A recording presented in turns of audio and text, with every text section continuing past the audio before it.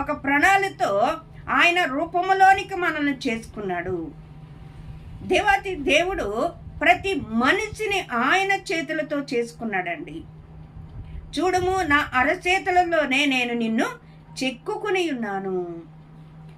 మన తల్లిదండ్రుల కంటే దేవుడు మనల్ని ముందుగా చూచాడండి. తన స్వరూపములోనికి మనల్ని సృష్టించుకున్న దేవుడు, ఆయన మహిమతో మనల్ని నింపిన దేవుడు, ఆయన్ని ఘనపరిచేది పోయి, ఆయన్ని మహిమపరిచేది పోయి, ఆయనకి కృతజ్ఞతాస్తుతులు చెల్లించడం పోయి, ఆయన ఆరాధించడం పోయి, మనము గర్విస్తూ నేనే ప్రతిదానికి చనామనవ్వాలని కోరుకుంటూ ఉంటాం. మనలో తగ్గింపు తత్వం ఉండదు, దీనత్వం ఉండదు.